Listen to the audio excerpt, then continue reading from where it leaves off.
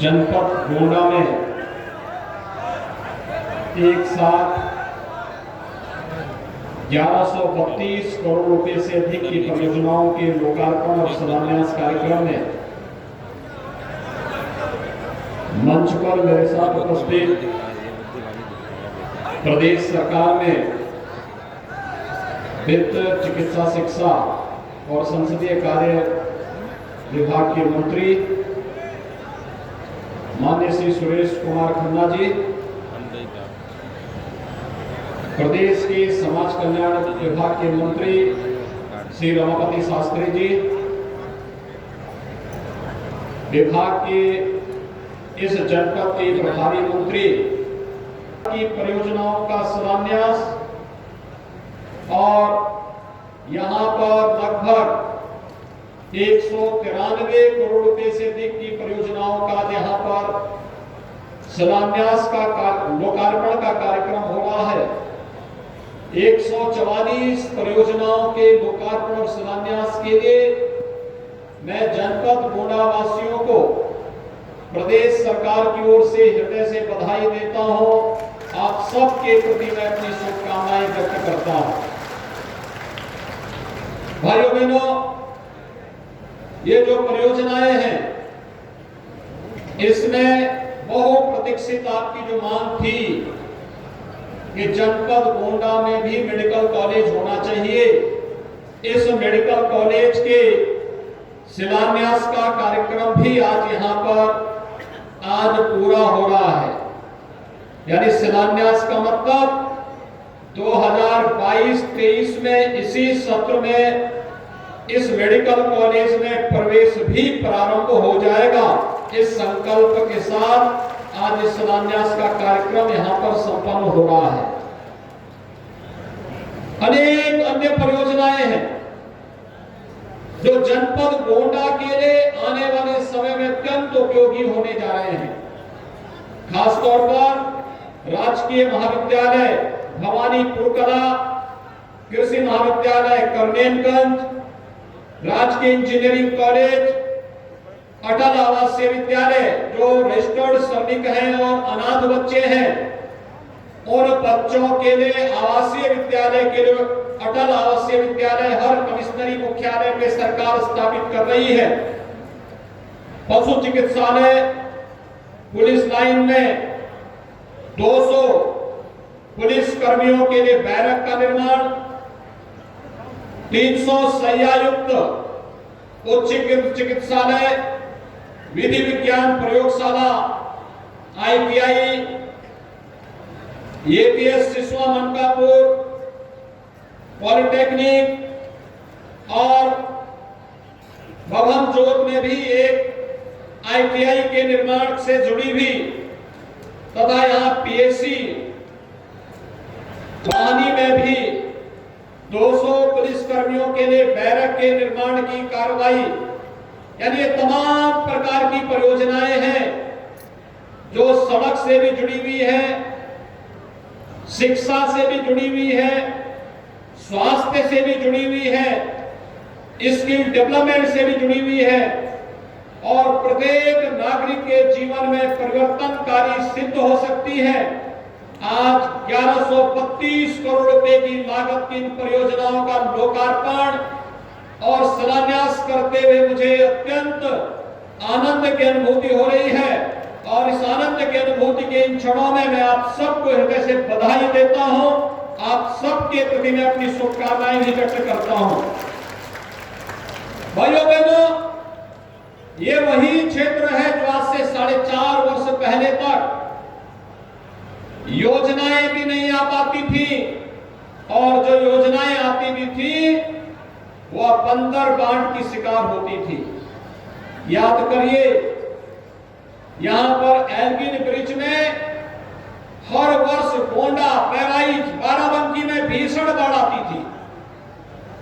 अभी एक सप्ताह पहले आपने देखा होगा 7.5 लाख क्यूसेक जल छोड़े जाने के बावजूद भी यहां पर बाढ़ यहां के आम जनजीवन को बाल बाका नहीं कर पाई। कारण साफ था, जब नियत साफ हो और जनता के प्रति संवेदनशील सरकार हो तो फिर जनधन की हानि को रोका जा सकता है। और प्रदेश सरकार ने जनप्रतिनिधियों के सहयोग से, प्रशासनिक तंत्र के माध्यम से और जनता जनार्दन के आशीर्वाद से इसी कार्य को पूरा किया है। आज यहाँ की सड़कें, मुझे याद है 2017 के पहले मुझे अक्सर इस मार्ग से गोंडा होते हुए, बलरामपुर होते हुए मां पाटेश्वरी के दर्शन करने के लिए जाना होता था। गोंडा से मुझे देवीपाटन पहुंचने में 3-3.5 घंटे लगते थे, लेकिन आज मैं कह सकता हूं गोंडा से देवीपाटन की दूरी मात्र 1 घंटे में पूरी की जा सकती है, क्योंकि आज अच्छी सड़क आपके जनपद के अंदर भी बन चुकी है। कनेक्टिविटी को बेहतर किया गया है। कोरोना महामारी के दौरान आपने देखा होगा, कोरोना महामारी के दौरान विपक्ष के नेतागण, किसी भी दल का नेता, विपक्ष के किसी भी दल का कोई नेता जनता की सेवा में, उनके दुख में भागीदार बनने से भाग रहा था, क्योंकि उसे स्वयं का खतरा दिखाई दे रहा था। उस समय में आपने देखा होगा पूरे देश का मार्गदर्शन करने के लिए तो प्रधानमंत्री जी और भारतीय जनता पार्टी के केंद्रीय मंत्रिमंडल के या सांसदगण ही जनता जनार्दन की सेवा कर रहे थे, या फिर प्रदेश सरकार और उसके मंत्री और मान्य विधायकगण या भारतीय जनता पार्टी का कार्यकर्ता यही जनता जनार्दन की सेवा में थे।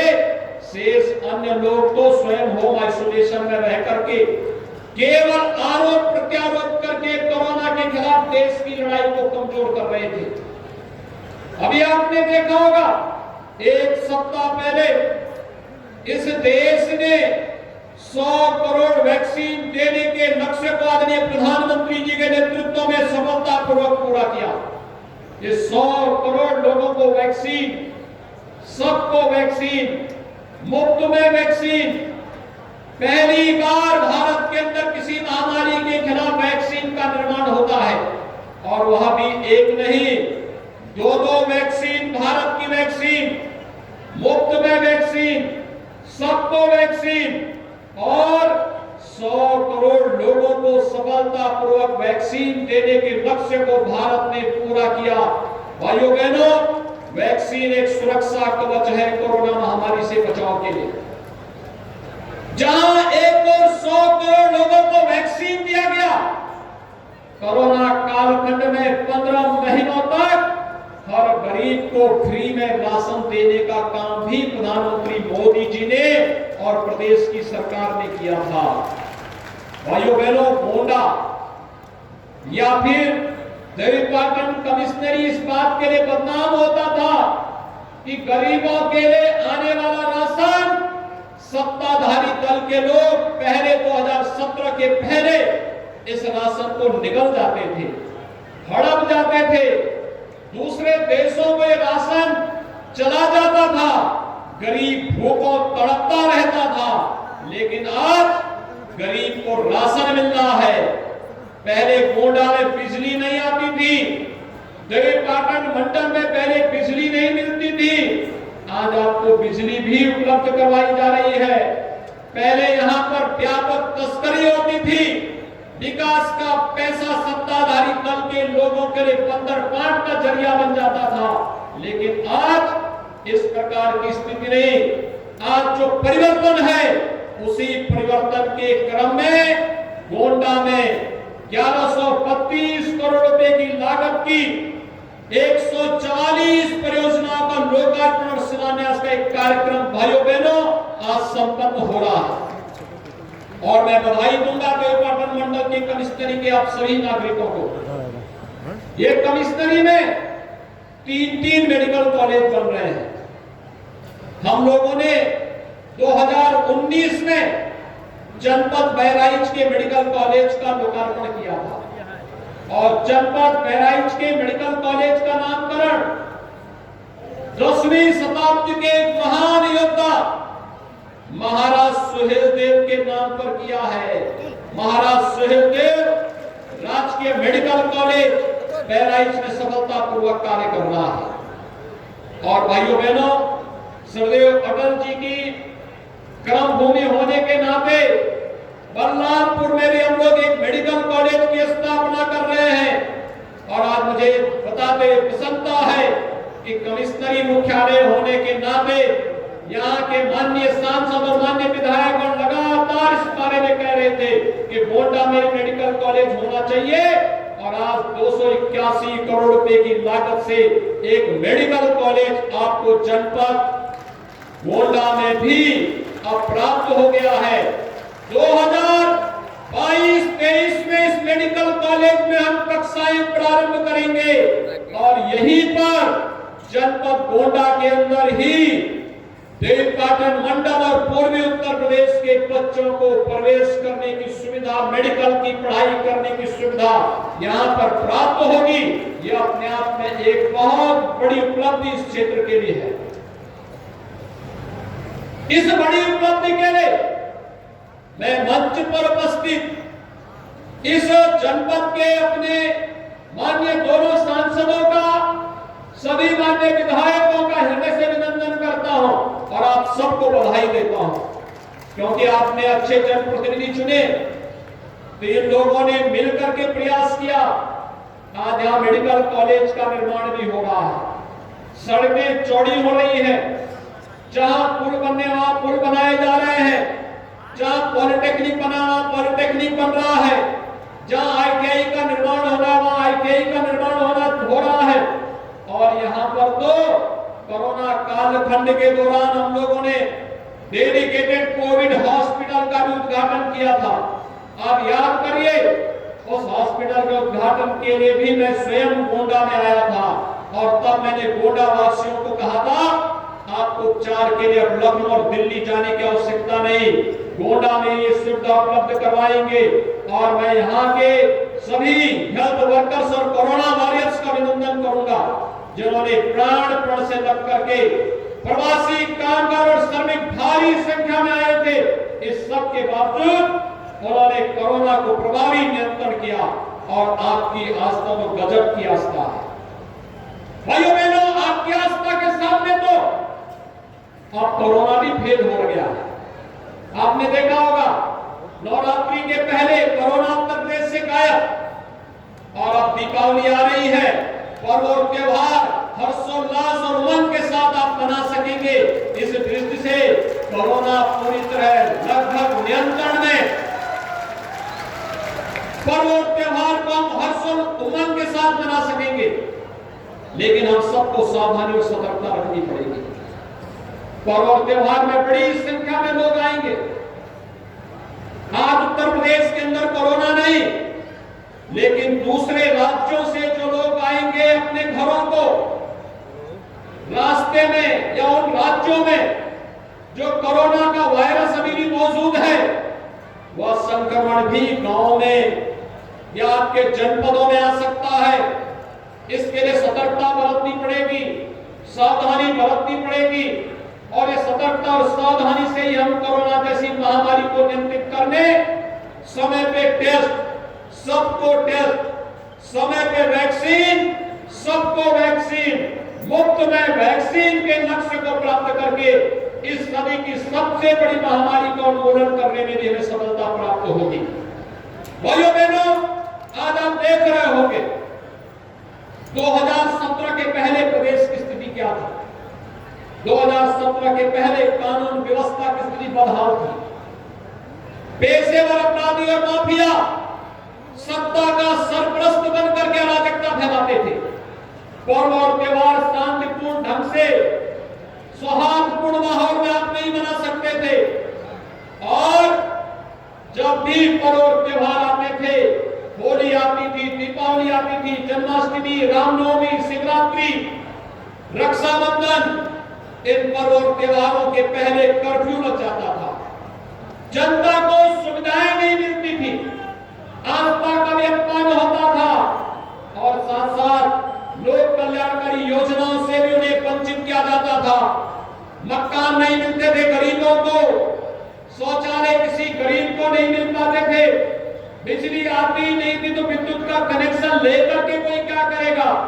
रसोई गैस के कनेक्शन के लिए मारामारी अलग होती थी। राशन पहले से ही ब्लैक हो जाता था, गरीब देखता रह जाता था। लेकिन आज आपने परिवर्तन देखा होगा। हर एक गरीब को, चाहे वह किसान की उपज को क्रय करने का कार्रवाई को युद्ध स्तर पर आगे बढ़ाने का कार्य हो। पिछली बार मैं स्वयं आया था यहाँ पर, गेहूं क्रय केंद्र का मैंने स्वयं निरीक्षण किया था। किसान खुशहाल था। गन्ना किसानों का वर्षों वर्षों का गन्ना मूल्य का भुगतान नहीं हो पाता था। 1,45,000 करोड़ रुपए का गन्ना मूल्य का भुगतान हमारी सरकार ने विगत 4.5 वर्ष के अंदर प्रदेश के अंदर करवाया है। और हमारी प्रतिबद्धता है, हमने इस बात को सभी चीनी मिलों से कहा है कि नया सीजन प्रारंभ होने के पहले गन्ना मूल्य का भुगतान करवाइए, अन्यथा सरकार को कार्रवाई करने के लिए मजबूर होना पड़ेगा। क्योंकि किसान के साथ कोई अन्याय सरकार बर्दाश्त नहीं कर सकती है।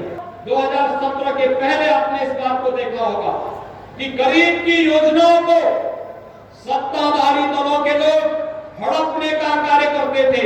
लेकिन 2017 के बाद जो परिवर्तन आया है, उस परिवर्तन में आपने देखा होगा गरीब कल्याणकारी योजनाओं का लाभ हर गरीब को, हर किसान को, हर नौजवान को, हर महिला को और समाज के प्रत्येक तबके को प्राप्त हो रहा है।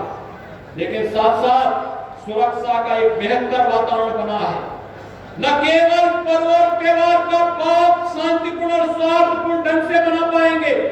अभी आपके यहाँ विजयादशमी और नवरात्रि के कार्यक्रम संपन्न हुए हैं। इसी गोंडा में मुझे याद है, बलरामपुर में मुझे याद है, बहराइच में मुझे याद है 2014-15 में जिस प्रकार के भीषण दंगे हुए थे, दुर्गा मूर्ति का विसर्जन तक नहीं होने दिया गया था। सत्ताधारी दलों के लोग झूठे मुकदमे उस समय दर्ज करते थे। लेकिन आज हर दंगाई को मालूम है कि अगर दंगा करेगा तो 7 पीढ़ियां बिक जाएंगी, लेकिन भरपाई नहीं कर पाएंगी। आज उन्हें मालूम है कि अगर वे दंगा करेंगे तो उसके दुष्परिणाम क्या हो जाएंगे। और दंगाइयों के खिलाफ प्रदेश सरकार की कार्रवाई से उनके आका इतने घबराए हुए हैं, अब तो कह रहे हैं कि सरकार को बुलडोजर माफियाओं पे क्यों चल रहा है। भाइयों बहनों, मैं आप सबको यही कहने के लिए आया हूं, आज आस्था का भी सम्मान है, आज सुरक्षा का एक बेहतर वातावरण भी है। गरीब कल्याणकारी योजनाओं का लाभ बिना भेदभाव के हर एक तबके को दिया भी जा रहा है। इंफ्रास्ट्रक्चर डेवलपमेंट के बड़े बड़े कार्यक्रम भी हो रहे हैं। 4.5 वर्ष में 4.5 लाख नौजवानों को नौकरी की गारंटी प्रदेश के अंदर दी गई। निवेश के बेहतर वातावरण के माध्यम से 1,61 लाख से अधिक नौजवानों को नौकरी और रोजगार की संभावनाओं के साथ जोड़ा गया। प्रदेश के अंदर 3 करोड़ से अधिक प्रवासी और निवासी कामगार और श्रमिकों को 2 लाख रुपए की सामाजिक सुरक्षा और 5 लाख रुपए की आयुष्मान भारत की स्वास्थ्य बीमा कवर से जोड़ने का कार्य भी किया गया।